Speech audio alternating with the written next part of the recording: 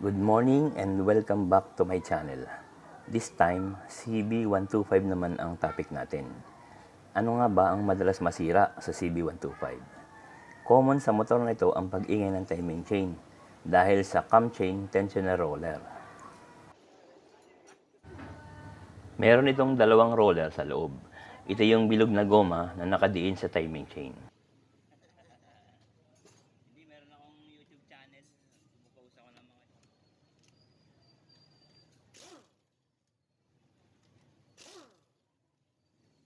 Una, i-drain muna ang oil.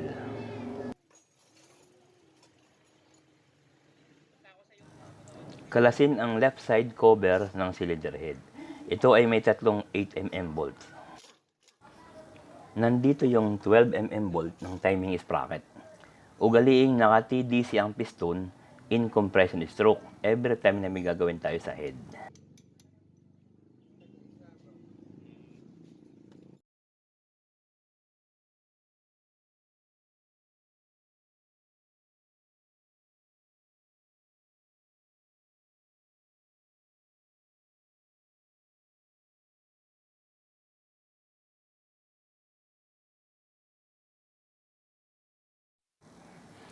Kalasin ang 4 na tornilyo ng cylinder cover, pati na din ang 6mm na tornilyo ng air suction valve.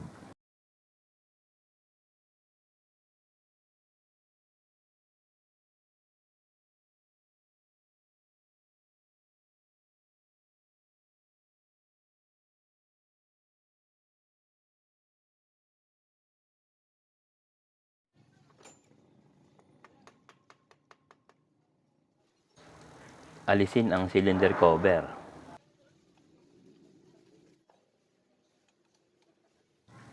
Pihitin ang timing sprocket bolt upang tumapat sa TDC.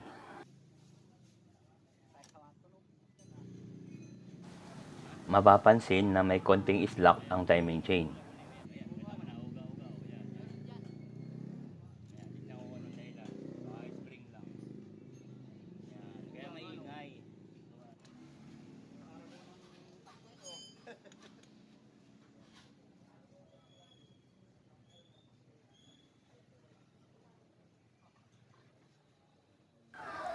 Sa puntong ito, suriin ang valve clearance kung nasa tamang gap pa.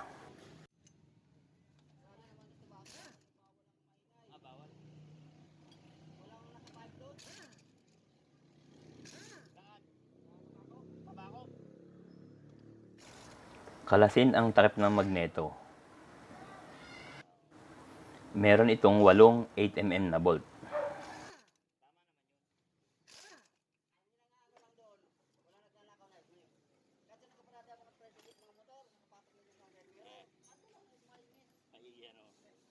Ay dito, malingat ka lang. Ako nga, 20 minutos ang sa loob ng... Okay, sumbabang naman niya. Nakalak pa yun. Hiniwa ng matala. Ngayon ay makikita na natin kung ano ang mga sirang pyesa.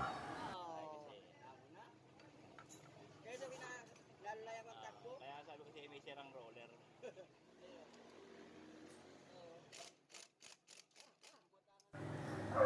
Kalasin ng magneto gamit ang 19mm na socket.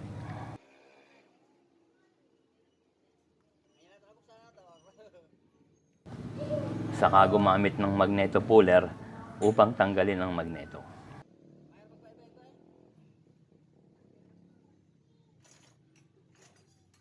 Ramdaman naman sa tunog yan.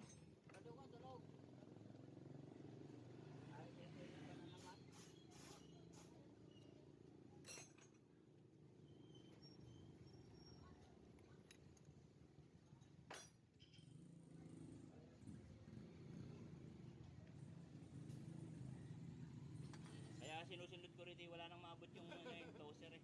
Laglag na. Mapapansin na ang cam chain tensioner arm ay sira na din. Ito ang sumasayad sa timing chain kaya lumilikha ng ingay.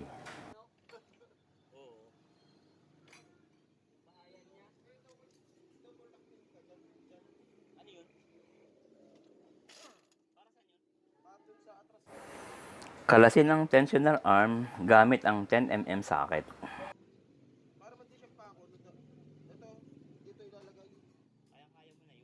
Wala dyan. Walang tingnan yun dyan. Pang ano, auto supply talaga yun. Ito ang cam chain tensioner arm. At ito naman ang cam chain tensioner roller. Roller cam chain.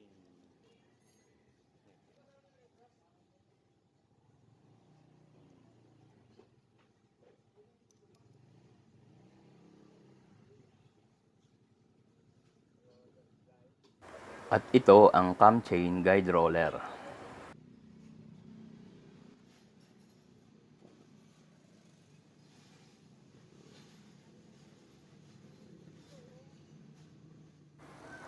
Ikabit ang tensioner arm at roller.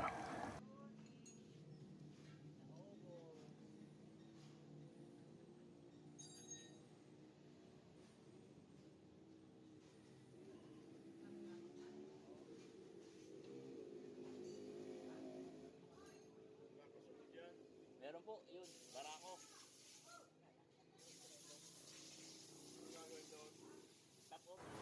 Papalitan na rin natin siya ng tensioner spring.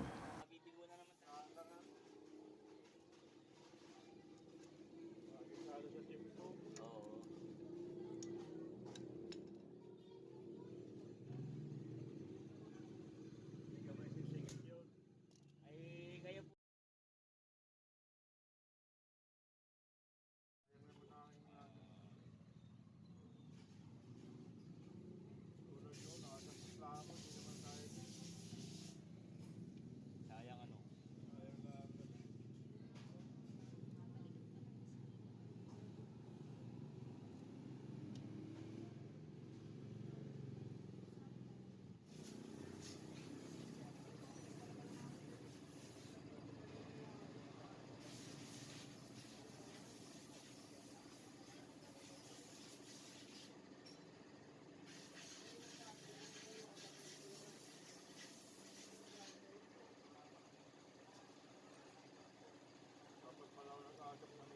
Oo. Tapos po yung nag-aapan nyo para po kayo ay mauna. Paunahan po dito eh. Bukas mo lang ang biyahe mamaya yun. Agap mo. Tapos ang linggo nito babalik-balik. Ay sa aming gawa. Wala nang pagawa sa iba eh. Kaya kami, pinagpal. Sayang lang.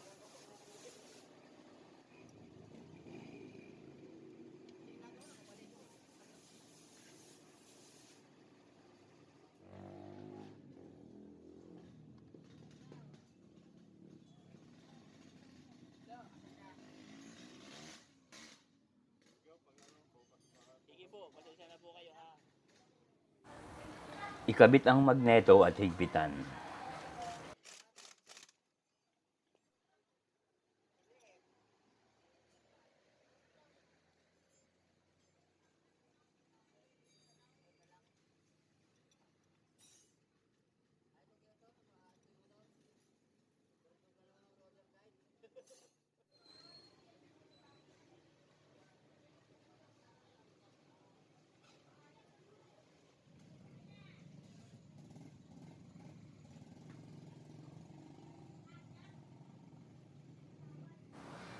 Itapat nyo muna ang mga marker sa kanyang top dead center.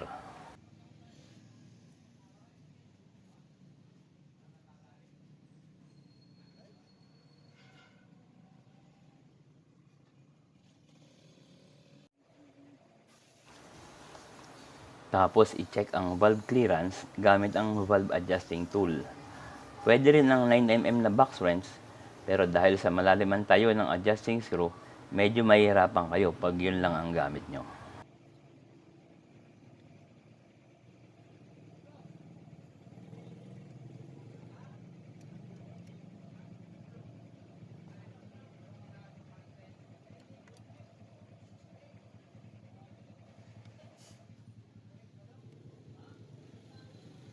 Saan po ba ang kasukat ng spring sa finger ng motor stand? Motor sir, CG. CG po.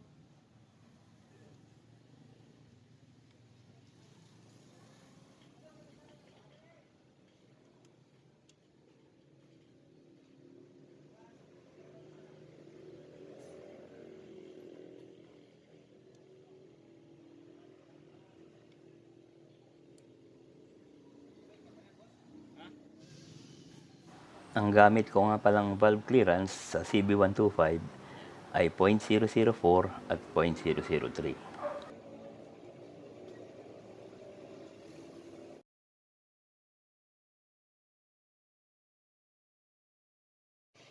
Dito.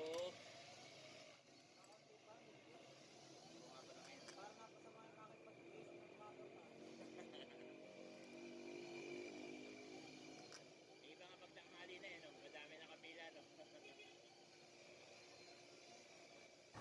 Matapos mag-adjust ng valve clearance, ikabit na ang cylinder head cover at higpitan.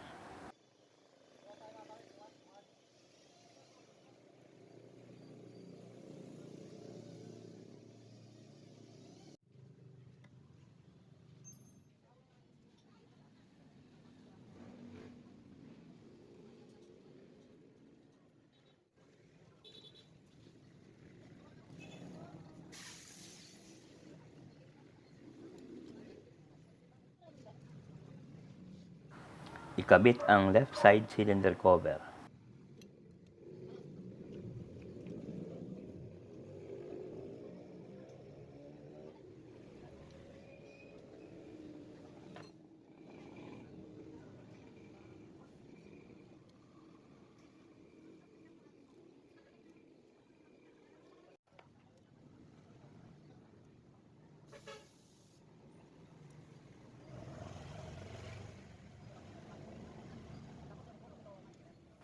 Higpitan ang tatlong tornilyo ng air suction valve.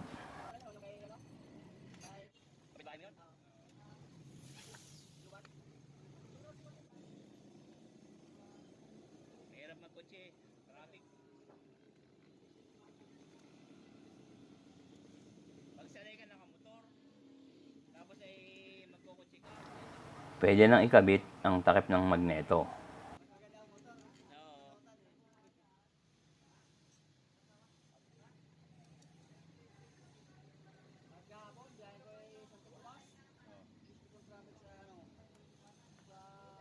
San Pablo, no? Lagi doon eh.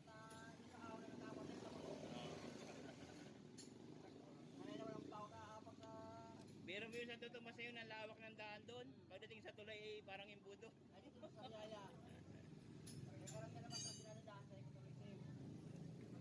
Layo lang ano. Malayo ng kalating oras doon. Eh.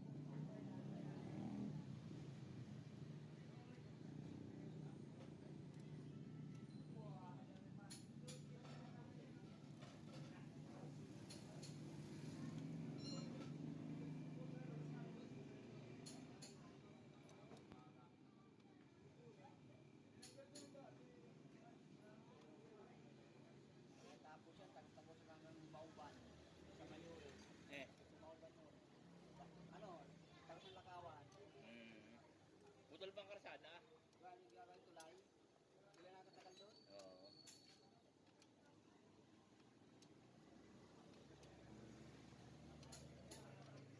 Ay, yung sa Tayabas, anong lusot nun? Oo. Oo.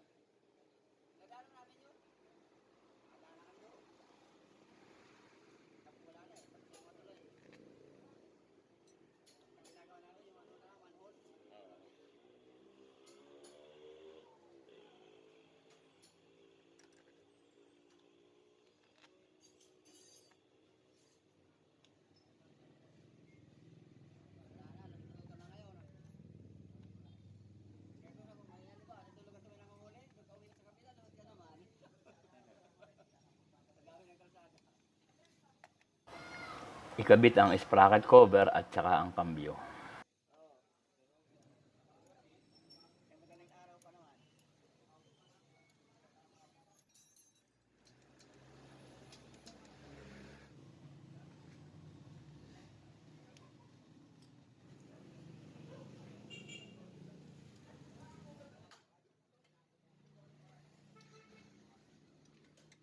Higpitan ang drain bolt, saka salinan ng oil. Pagkatapos ay pwede nang paandarin.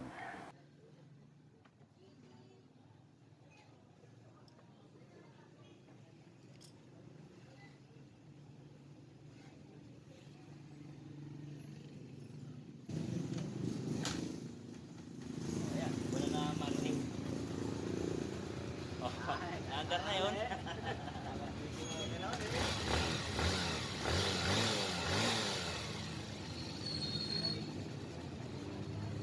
Tahimik nga, no?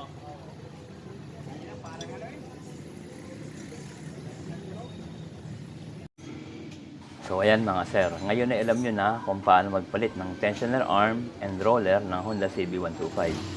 Kung nagustuhan nyo ang video na ito, give it a big thumbs up. Hanggang sa susunod na video. Ito po ang inyong lingkod na lagi nagsasabi, ingat lagi tayo sa pagmamaneho.